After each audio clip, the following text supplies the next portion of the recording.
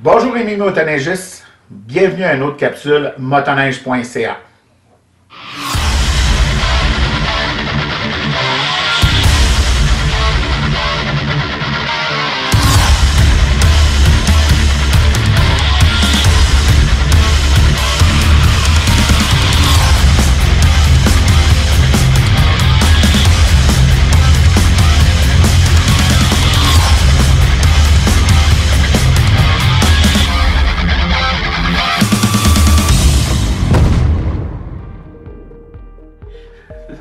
On est au jour 4 du Snowshoot 2018 et aujourd'hui on a fait l'essai de motoneige crossover ou hybride et aussi de motoneige de sentier plus difficile.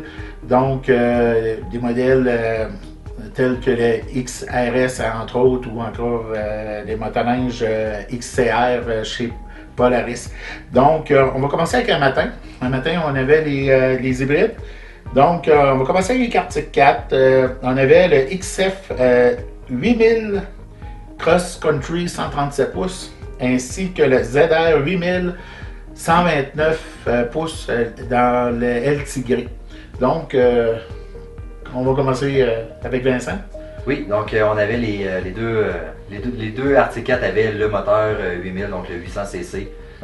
Nouveau moteur d'Arctic 4 qui ont été remaniés, donc les bas et les moyens régimes, qui ont été bonifiés à ce moment-là, donc beaucoup plus de reprises en sortie de virage, ou quand on arrive, là, bon, on part au début, puis on a beaucoup plus de puissance à ce moment-là. Les deux modèles qu'on avait, on a une bonne assise au niveau des patins, donc on arrive dans les sentiers, ça travaille bien, c'est toujours bien appuyé, on n'a pas trop de ski lift à ce moment-là. On a les QS3 dessus aussi, donc les QS3, les trois positions, très facile d'ajustement. Donc deux machines qui travaillaient très bien en sentier.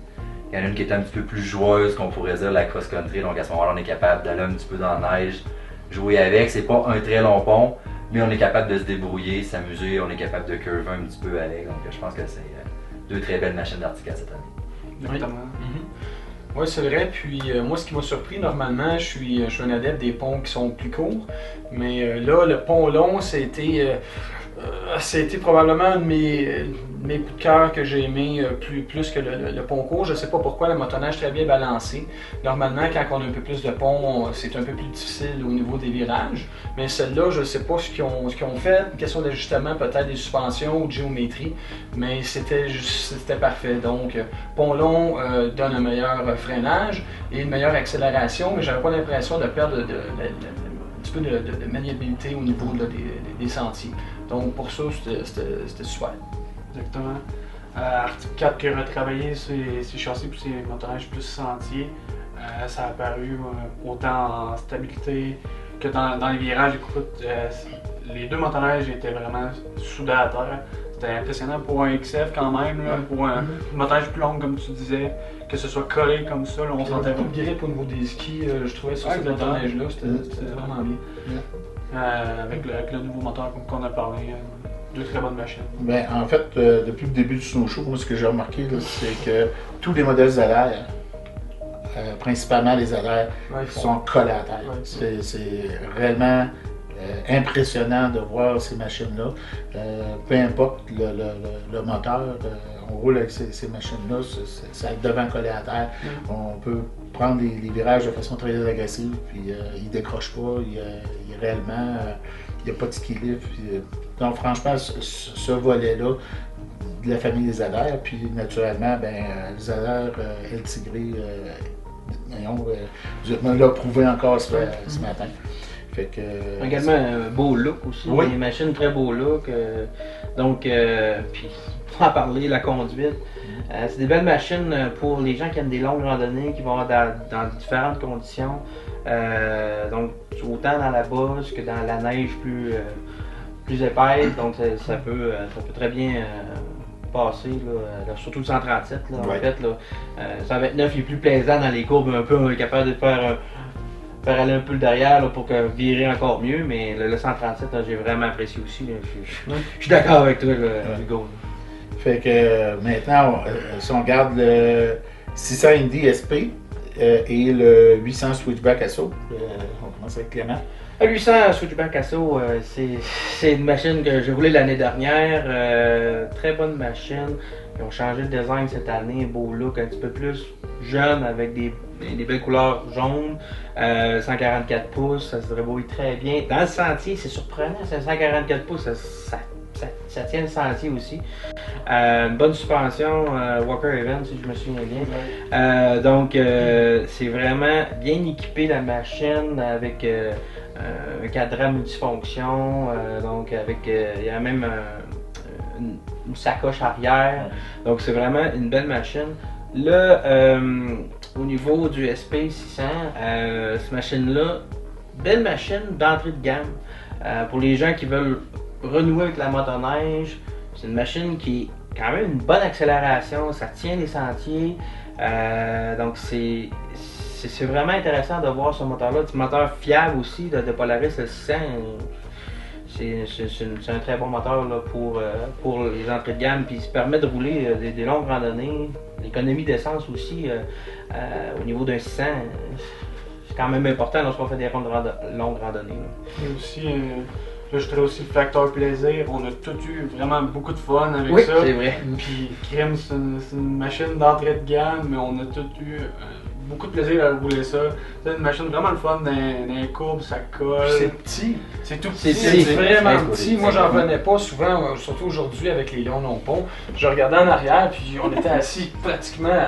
Donc, très Assis sur compact, le bord, facile à manier. Donc, Puis il n'y a pas de technologie Non. super évoluée là-dessus. Là, non, encore une fois, Ouais. ils ont été capables, avec des composantes de base, faire un ensemble là, qui se mariait très bien. Donc, chapeau là-dessus. Puis le switchback Asso, moi, ce que j'ai remarqué, puis c'était drôle parce qu'à un moment donné, on était en retard à un rendez-vous. Puis j'ai eu la chance de rouler plus à fond cette machine-là. Puis normalement, encore une fois, les machines qui ont le plus long pont, c'est versant, un petit peu moins agile. Puis je sais pas comment que Polaris font. C'est une conduite quand même, surtout pour cette machine-là qu'on peut faire du hors-piste, c'est une conduite qu'on peut quand même être assez debout. Machine, on dirait qu'elle est un petit peu plus haute, mais ça tient, ça aussi. Oui, ça peut faire un petit peu de ski lift, mais c'est très prévisible. Puis l'assiette est très stable aussi. Ça, je comprends pas. Il y a d'autres machines qui sont plus basses, c'est normal qui tiennent plus le sentier, mais elles, plus hautes, plus facile de rouler agressif debout, mais ça tient. Donc c'est probablement un de mes coups de cœur pour Polaris cette année, je l'ai vraiment aimé. Puis le moteur, c'était super. Beaucoup de ski, beaucoup de traction à l'arrière, un bon moteur, donc bravo. Exact. Tout à fait d'accord avec le switchback Asso, je l'ai roulé beaucoup cet hiver. Très belle machine, un bon équilibre. Donc oui, on est vraiment le côté hybride, le côté joueur de bon, on s'en va dans la neige, on s'amuse. Vient avec deux choix d'options au niveau des chenilles, donc une qui est un petit peu plus sentier, une qui est un petit peu plus hors piste, avec le châssis Axis, comme tu le disais. On est assis dessus et on a vraiment l'impression d'être un 3-4 pouces au-dessus, surélevé versus les autres machines. Donc on a vraiment l'impression de toujours vouloir dire bon ben, je vais me mettre debout, je suis déjà rendu là quasiment. Donc la sensation de conduite est vraiment agréable avec cette machine-là. Puis le petit Indy SP, ben oui, c'est une machine d'entrée de gamme. Mais ça amène un petit côté, on retourne des années début 2000 peut-être, mi-90, que c'est tout petit, c'est le fun, on est assis dessus, on est assis un peu plus bas de terre, on joue un peu plus dans les virages, on swing là derrière, puis ça colle très bien à la piste, puis c'est pas une machine dépassée, loin de là. Avec le petit 600, c'est vraiment joueur, c'est le fun sur la piste, c'est une belle petite machine pour le prix que c'est, je la recommande à tout le monde. Ouais. Ben, en fait, c'est ça, quelqu'un qui veut avoir une machine neuve, mais ayons qui n'a pas eu le budget pour avoir une machine haut de gamme, ou encore qui n'a pas besoin d'une machine, mettons un 800 ou quelque quelqu'un part. qui sort un petit peu en motoneige, je pense que c'est une très bonne machine. Ou quelqu'un qui rentre dans je veux dire qui commence. Ou Qui commence, ouais, c'est ça peut être une très bonne première machine. Puis cette machine-là, ce qui m'a surpris, on est capable de suivre des motoneiges avec plus de cylindrée, avec des meilleures suspensions, puis on réussissait à suivre la cadence des autres. Ouais.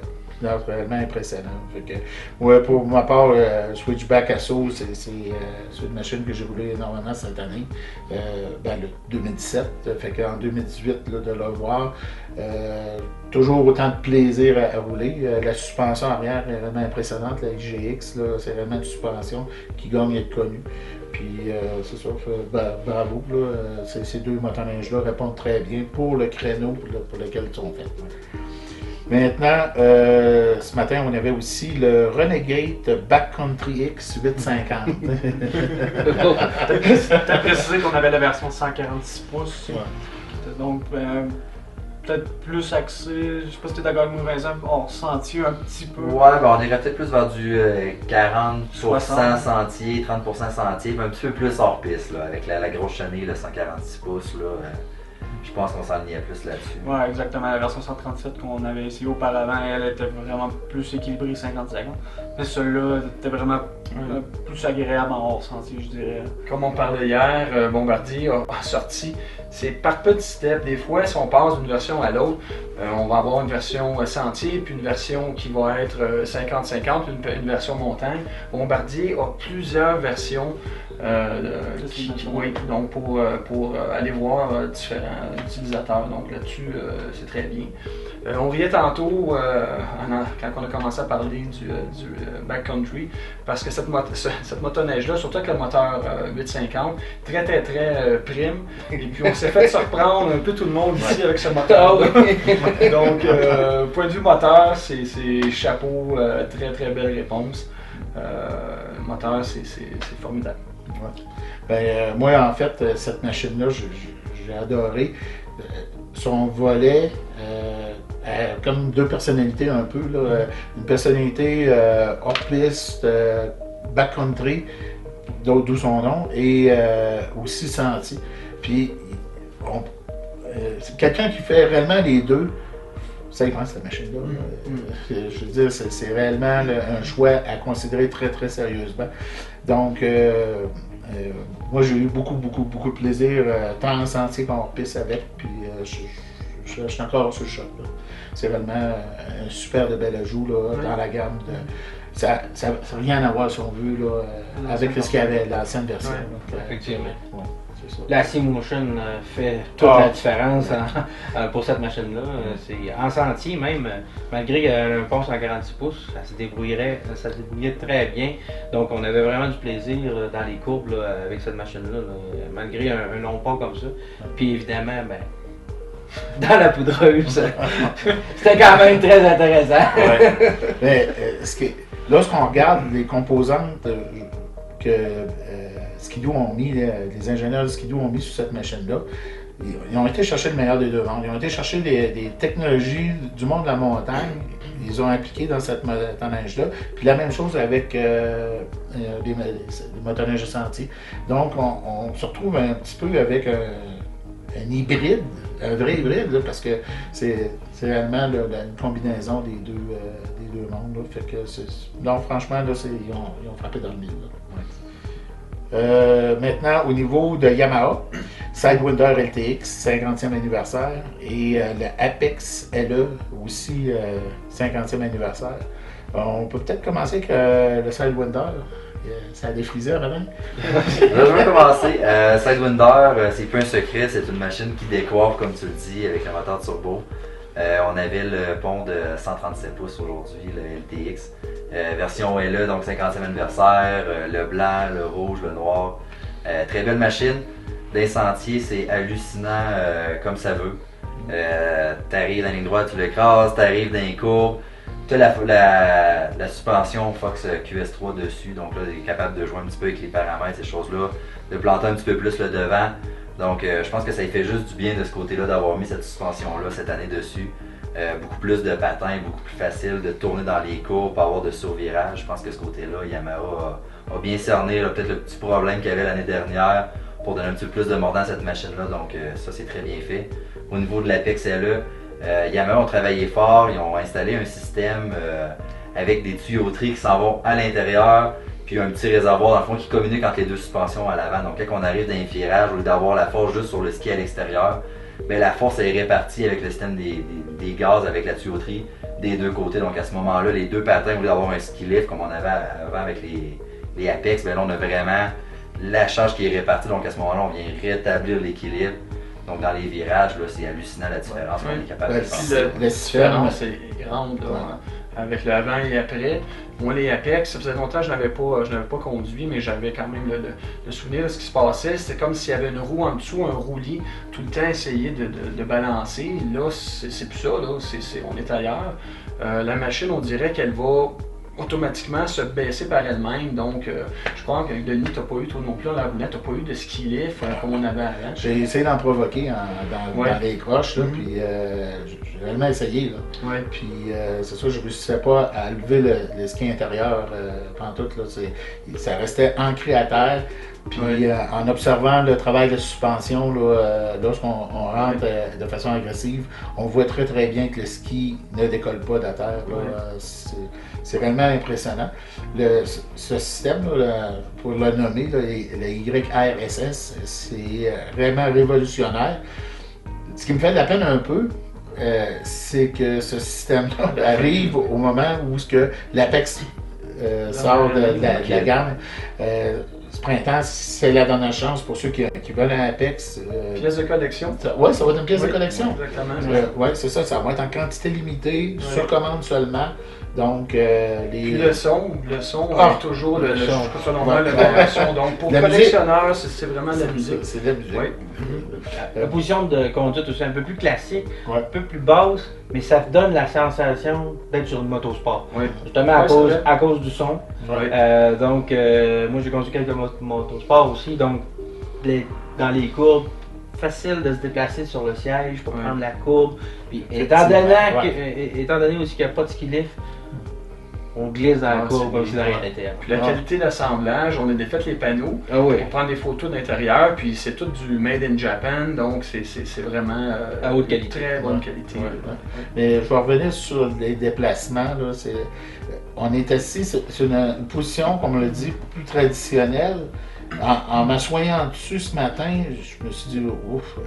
Mais aussitôt qu'on part avec cette motoneige-là, on arrive dans une courbe, c'est naturel. On enchaîne nos déplacements latéraux de façon. Ça se fait quasiment tout seul, on dirait quasiment qu'on est derrière. On est comme déjà assis, juste prêt à. Oui, ça glisse tout seul. C'est ça. Fait que, non, franchement, aujourd'hui, personnellement, j'ai réappris à aimer l'Apex. Oui. Ça faisait plusieurs années que je le regardais peut-être un petit peu, ça fait une vie. C'est une motoneige plus traditionnelle, mais aujourd'hui, là, franchement, j'ai eu énormément de plaisir à rouler cette motoneige. Puis le look, le rouge, le noir, 50e anniversaire, c'est vraiment un bijou. Une pièce de collection comme de Oui, c'est ça. Puis c'est ça. Fait que je pense qu'on a pas mal fait le tour des deux motoneiges. Après-midi, chez Arctic 4, on a eu le ZR 8129 RR. Donc, commencer ZR 8000, encore une fois. Châssis ZR, avec le moteur 800cc, machine qui colle dans les courbes, c'est incroyable. Tu l'as dit tantôt, Denis, au niveau de la gamme ZR, c'est vraiment, ça colle partout, ça les skis collés à terre, donc c'est vraiment intéressant à conduire. Moteur 800, on se répète, mais ça a été vraiment la partie, la plage de puissance de ce moteur-là, et lorsqu'on fait du sentier, il est dans son meilleur. Donc c'est vraiment là qu'il est intéressant à conduire. Il y a tout le temps une bonne reprise, donc c'est très intéressant à conduire. Par rapport à ce qu'il y avait avant avec Suzuki. Exactement, par rapport au Suzuki, exactement. C'est ça, ça fait que... Mathieu? Oui. Moi, c'est une motoneige, j'adore. Je la trouve nerveuse. Les ZR, je les aime beaucoup. On en parlait. Dans les bosses, ça va vraiment bien. Seule chose qu'on avait parlé avec les gars, peut-être un petit manque d'ajustement, le volant était peut-être trop descendu, peut-être le repousser juste un petit peu pour avoir une conduite plus agressive. C'était facile à régler. On avait juste pas les outils en conséquence, juste de relever un petit peu le riser, puis ça a réglé la problématique.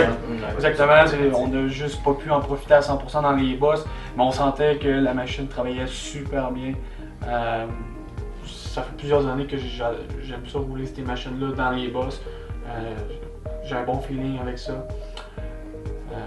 Je je pense que ça fait le tour pour ce motoneige-là.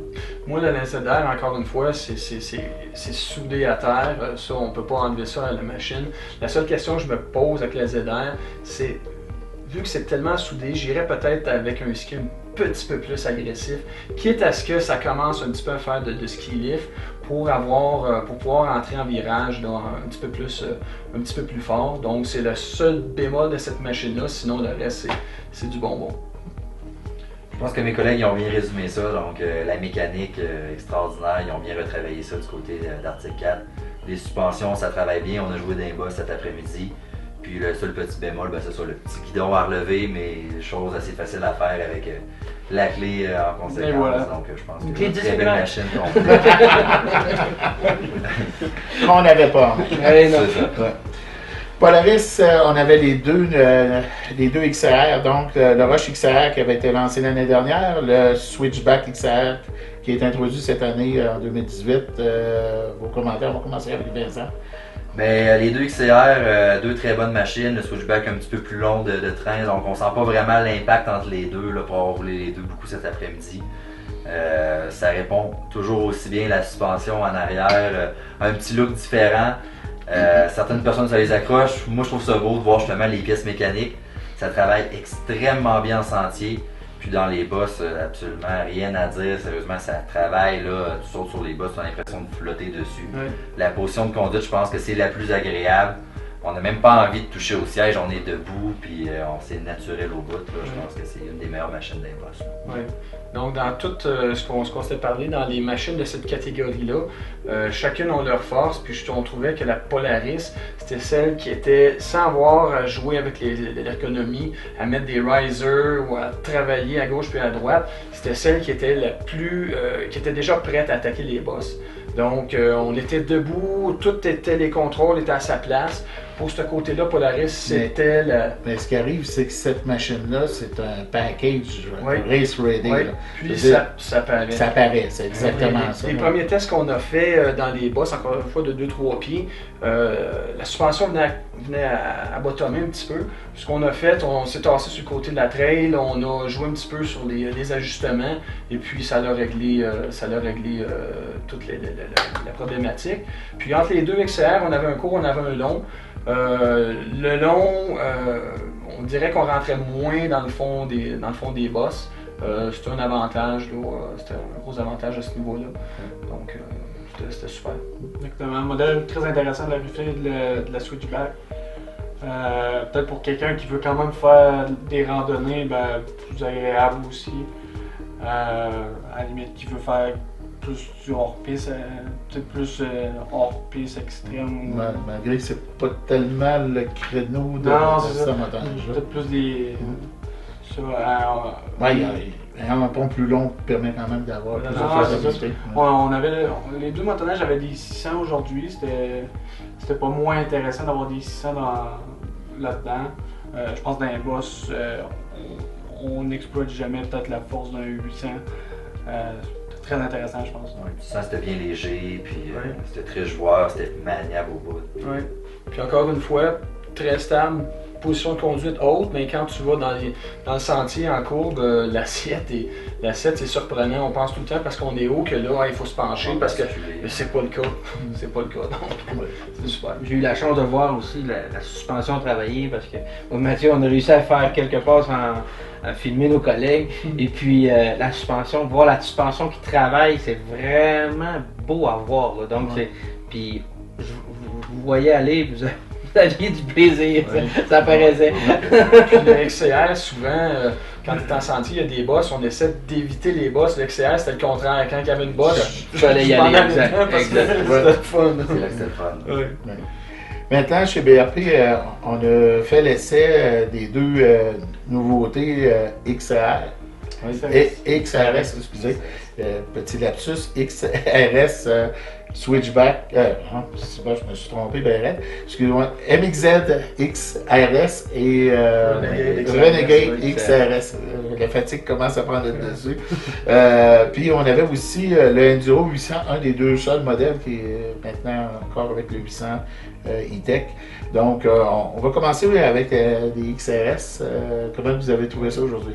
Ben, les XRS, maintenant cette année, sur le châssis G4. Pour moi, j'étais vraiment content de voir arriver, d'avoir mergé finalement le XRS sur ce châssis-là, qui nous revient avec des super de bons packages de choc. L'année passée, on était à des Pro 40, maintenant des Pro 36, mais la suspension va très très bien.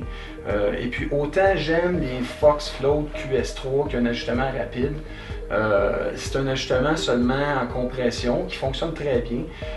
Les KYB de Bombardier, c'est certain qu'il y a plein d'ajustements dessus. On peut tellement s'égarer, sauf que si on prend vraiment le temps de les ajuster correctement, c'est une suspension qui va très très bien. Encore une fois, on a fait du sentier, on a fait de la petite bosse, on a fait de la grosse bosse, puis on a eu la chance de jouer un petit peu avec, puis ce choc-là, je l'adore vraiment. Donc, possibilité d'ajuster le compression, le rebound, donc ça c'est merveilleux. Puis on a roulé les deux, le XRS puis le XRS Renegade et le MXZ XRS dans les bosses. Et puis ce qui m'a le plus surpris c'était le Renegade. Encore une fois que le long pont, ça permet tout le temps d'avoir, de moins aller dans le fond des bosses. Puis on avait le 850 pardon, avec le pont plus long. Donc des fois, quand on voulait s'envoler d'une bosse, un petit coup de gaz, puis le 850 faisait la job, puis le 137 lui donnait toute la traction pour pouvoir passer le 2-3 bosses de filet. Donc j'ai adoré ces motoneiges-là. Puis en plus, en sentier, encore une fois, très stable. Une approche un petit peu différente, ce motoneige qui est un petit peu plus basse, mais c'est très bien. Ce qui est quand même assez agressif, on avait les TS ajustables à l'avant, donc on peut ajuster la tension qu'on veut. Donc au niveau du devant des skis, ça tournait très bien. Derrière aussi, motoneige bien balancé, le G4. Et puis avec comment on les appelait, l'ergostep? Ergostep. Ça nous permet de vraiment coucher, d'aller chercher, pencher vers le devant de la machine. Donc ça, j'adore cette machine.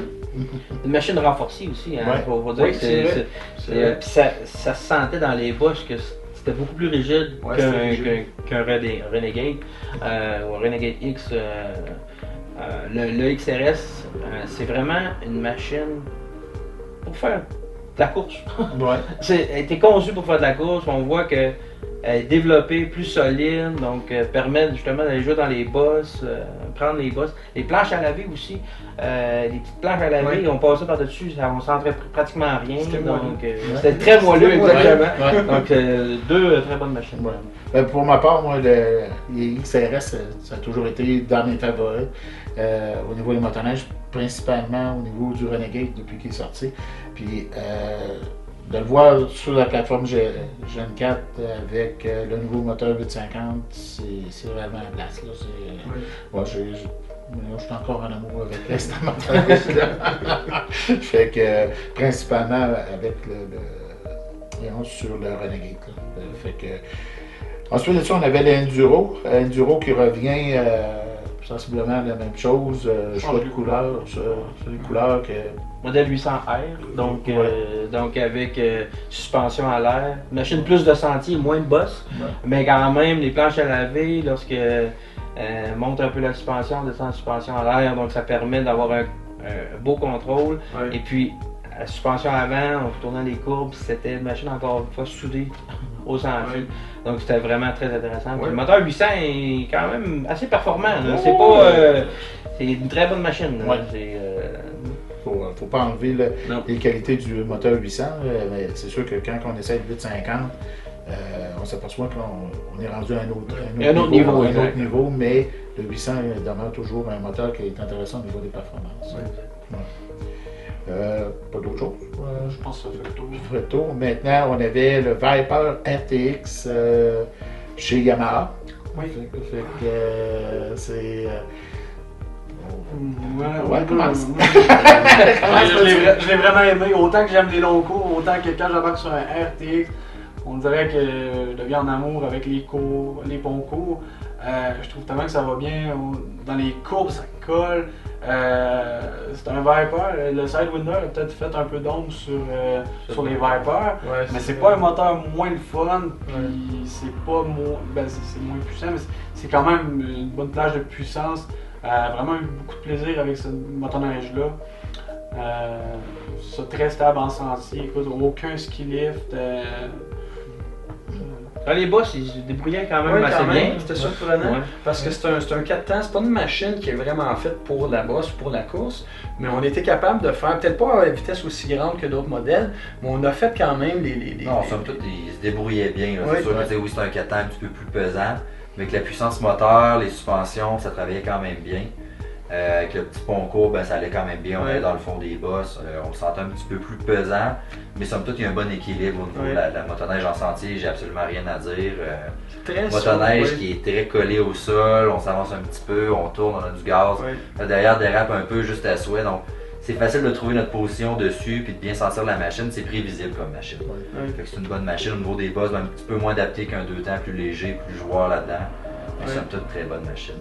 Donc en sentier, les petites bosses, ça allait très bien. Puis ce que j'ai trouvé, je trouvais que la motoneige était coupleuse. Donc en sortant de virage, j'ai l'impression que ça poussait bien, là, même si c'était pas un moteur de turbo. C'est pas tout le monde non plus là, qui vont chercher, ils veulent avoir le 200 HP. Là, donc, il y a beaucoup de puissance dans cette machine-là, puis ça vaut combien? Ben, c'est bientôt 130 HP là, de mémoire. Fait que ensuite de ça, ben on est revenu au staging area et on est allé s'amuser avec des motoneiges d'enfants. Donc on a retrouvé notre cœur d'enfant. Oui, ben en fait c'est vraiment impressionnant. Donc chez Arctic 4, les ZR 200 et le Snow Scoot chez Yamaha. Donc, je pense que vous avez réussi à vous amuser un petit peu. On a eu 8 ans toute la fin de l'après-midi, je pense. On a eu énormément de plaisir. Les fabricants nous avaient préparé une piste de course où on s'est donné une chaude lune. Il n'y a personne qui voulait laisser un pouce ça jouait du coup. Ça jouait du coup. Il y avait des petits coups de pied. On a eu beaucoup de plaisir. La piste est maganée, puis on dirait que ça rendait ça encore juste plus le fun. Beaucoup de plaisir. Les fabricants nous avaient demandé d'aller jouer dans le bois avec. On est allé, écoute, c'était un peu bizarre. C'était un peu bizarre de se promener avec une petite motoneige dans le bois. On était habitué soit avec un utilitaire ou avec plus une machine hors piste. Là, c'était vraiment tout petit. Ça va pas moins bien, c'est tellement léger que ça flotte. Comme on disait, si on arrive en avant d'un arbre, on tourne ça, on en repart. On a beaucoup de plaisir. Même réussi à faire du side-hill un peu, quelques reprises. On fait ça dans le champ quand on side-hill, carving, puis comme on disait, c'est pas très puissant, mais quand écoute, on avait les genoux par terre, le coude par terre, puis la motoneige était assez puissante juste pour nous relever puis leur continuer plus loin. Donc, je vous écoute. On parle d'une motoneige de 6 à 12 ans. On parle de motoneige pour enfants, puis je pense que Arctic 4 et Yamaha, ils ont bien visé le marché. Ils ont dit, bon, ben là, il n'y a plus de machine qui correspond à cette plage d'âge-là. Puis je pense qu'ils ont vraiment misé fort, ils ont trouvé une bonne petite machine qui fait un peu près tout, abordable, avec une bonne mécanique, ça a l'air hyper fiable. Puis même l'adulte qui va regarder les enfants, il va tasser l'enfant, puis il va embarquer dessus, puis il va avoir envie de jouer avec. Ça, c'est le danger. C'est ça qui est le danger, mais c'est vraiment une belle machine, c'est le fun à jouer. Puis c'est vraiment un de mes coups de cœur. Moi, je vais l'avouer, c'est vraiment un de mes coups de cœur du snowshoe. Il est quand même bien équipé aussi, poignée chauffante, haute et basse. En fait, c'est pas une motoneige jouet comme le 120. C'est ce qu'il faut. Il faut vraiment être clair là-dessus. C'est une motoneige qui est faite pour être homologuée comme une motoneige de sentier. Au Québec, il reste certains équipements là, qui manquent dessus, là, comme compteur de vitesse. Mais mis à part ça, dans plusieurs États, probablement dans d'autres provinces au Canada, cette motoneige-là va être homologuée comme une motoneige de sentier. Fait qu'il ne faudra pas se surprendre d'en voir dans les sentiers éventuellement lorsqu'on sort de la province. Donc ça permet à une famille avec des jeunes enfants d'aller se promener. Ça va permettre à une famille avec des jeunes enfants d'aller se promener dans le sentier. Introduire, initier les prises ados à la motoneige, puis d'en faire des adeptes éventuellement lorsqu'ils vont être plus tard. C'était ça le but aussi en amenant ces motoneiges-là, c'était d'initier les plus jeunes. On parlait beaucoup de la clientèle qui était vieillissante au niveau de la motoneige. On veut emmener des jeunes. C'est ce qu'on. Le message du fabricant est quand même intéressant. C'est qu'il lance peut-être, on va appeler ça même comme un défi aux autres fabricants, de dire regardez, êtes-vous capable de faire mieux? Exactement. Puis ils invitent, ils l'ont dit vraiment ouvertement. On espère que les autres fabricants vont dire, bon, OK, nous autres, on va faire un 300cc. Puis on va arriver avec une On va aller motoneige. combler la zone qui La est zone, présentement, c'est que, ça. bon, ben, c'est les vieilles motoneiges, les motoneiges des années 70-80 qui marchent pas très bien, on les donne à nos enfants, ou bien on les embarque sur des Kitty Cat ou des 120cc qui leur correspondent pas vraiment. Fait que de commencer à combler ce manque-là, je pense que oui, ça va amener des nouveaux adeptes. En ayant 2 fabricants sur 4 qui ont adhéré à ça, Ça va pousser les autres il en serait donc marquer. pas surprenant de voir arriver un autre fabricant éventuellement qui va arriver avec une. Assez prochainement, Attends. selon moi. Ah, on espère. On l'espère. Est-ce que ça va être le retour des 340?